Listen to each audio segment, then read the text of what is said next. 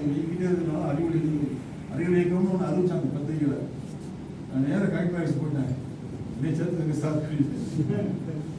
என்ன கலெக்டர் வந்து உங்களுக்கு என்ன பதிவு இருக்குன்னு கதைகளை எழுதுனேன். ஆமாம், அப்படி ஒரு ஆள் தேவைதான். இந்த பாட புத்தகம் எழுதணும், அப்புறம் புதிய கற்றோருக்கான புக்கெல்லாம் எழுதணும் இல்லையா? ஆமாம், அந்த அறிவியல் இயக்கம் வந்து எல்லாத்தையும் மாற்றிடுச்சு. இலக்கியத்தை பற்றி எனக்கு இருந்த கருத்துக்கள், ஸ்டைல்கள், லாங்குவேஜ் எல்லாமே மாற்றி போட்டுச்சு. பெரிய வேலை. எனக்கு ரொம்ப பெரிய விஷயம் என்னன்னா, எங்களோட சக மனிதராக சக பயணியாக அறிவியல் கலந்து கொண்ட ஒருத்தர் வந்து இங்கே உட்கார்ந்துருக்கிறது எனக்கு ஒரு பெரிய அந்த கல்ச்சர் ஒன்று இருக்கு, அறிவியல் கல்ச்சர் ஒன்று இருக்கு. அதை அனுபவிச்சவங்க அது சாகிற வரைக்கும் அதை மறக்க மாட்டாங்க. ஏன்னா அவங்க எல்லாத்தையும் மாற்றினாங்க. அதாவது ஒரு வருஷம் ஆனாவனம் சொல்லிக் கொடுத்தோம். ஒரு வருஷம் ஆனாவனம் சொல்லிக் கொடுத்துட்டு 2வது வருஷம் அவங்களுக்கு வந்து பயிற்சி புத்தகங்கள் தயாரிச்சோம். பயிற்சி புத்தகத்தில் ஒரு பயிற்சி புத்தகம் சொல்றாங்க. அது ரொம்ப சுவாரஸ்யமான விஷயம். அது நம்ம எல்லாரும் படிப்பனையில் இருக்கிறதா சொல்லுங்க. யாருக்கு எது தேவை அப்படின்னு ஒரு புக்கு போடலாம்.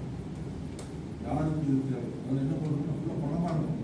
சின்ன சின்ன பணமாக இருக்கும். ஒரு பணம் போட்டு அது கீழே வந்து பிளாக்காக இடம் இருக்கும்.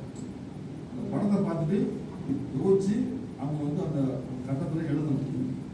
வந்து இந்த காலில் முள்ளு குத்தி ரத்தமாக வடிக்கிட்டு படம். அவருக்கு என்ன தேவை? செருப்பு தேவை. யாருக்கு எது தேவை? அவங்க வந்து யோசிச்சு செருப்புன்னு எழுதணும். இப்படி அவங்க கொடுக்கும்போது ஒரு ஜெயிலில் நிற்கிறான். ஜெயிலில் கம்பியை பிடிச்சி நிற்கிறான். அங்கே என்ன எழுதணும்? விடுதலைன்னு எழுதணும். நம்ம மிடில் கிளாஸ் பற்றி நினைக்கிறேன். அந்த மக்கள் அதை அப்படி எழுதலை. எல்லா ஊர்லேயும் கொடுத்தோம். எந்த ஊர்லேயுமே மக்கள் வந்து விடுதலை எழுதலை. எல்லா ஊர்லேயும் மக்கள் என்ன எழுதாங்க தெரியுமா? ஜாமீன். ஜாமீன் எழுதுறா விடுதலை. நம்ம மண்டையில கூட மனித குல விடுதலையை பற்றியே யோசிச்சு விடுதலைங்கிற வார்த்தை எதிர்பார்த்துருக்கோம். அவங்க எழுதலை. 2 பேரும் சண்டை போடுற மாதிரி ஒரு படம் பண்ணணும். சண்டைக்கு கீழே என்ன வரணும்? சமாதானம். சமாதானம் தான் நம்ம முக்கியம் நினைக்கும். அவங்க யாருமே எழுதலை. விளக்க ஆடு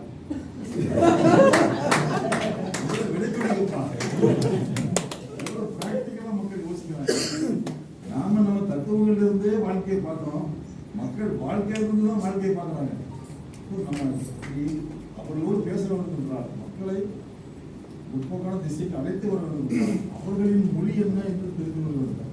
அவர்களின் மொழி தெரியாமல் புதிய பொருளாதார கொள்கைக்கு எதிராக நாடுதலையும் மாப்பிள்ளையும் வந்து பேசுறோம்னா ஏதாவது முடியுமா? அவங்க எப்படி புரிஞ்சுக்கிறாங்கன்னா, நாங்கள் அறிவியலை கற்றுக்கொள்ள மிக முக்கியமான பாடம், மக்கள் காட்சி ரூபமாக சிந்திக்கிறார்கள். விஷுவலாக தான் யோசிக்கிறாங்க. நான் 8 மணிக்கு கிளம்புனா பஸ்ஸில் ஏறி சீட்டே கிடைக்கிறப்பா. ஆக்சுவலாக கந்தர் சீட்டுக்கு ஆசைப்பட்டாலும் ஸ்டாண்டிங்லேயே வந்து சேர்ந்தாங்க. வெங்காயம் வரைக்கும் ஸ்டாண்டிங்கில் வந்து இறங்கி ஆட்டோவை பிடிச்சி அவங்க ஊருக்கு சேர்ந்தாங்கன்னா அவங்களுக்கு பஸ்ஸு ஆட்சி ஸ்டாண்டிங்கு இப்படி ஸ்லேடு மாதிரி அவங்களுக்கு வந்து காட்சிகள் வந்துட்டே இருக்கும். இது புதிய பொருளாதார கொள்கைக்கு எதிராக நாடுகளே மாபெரும் பேசுறோம்னா காட்சியே வரமாட்டேங்க.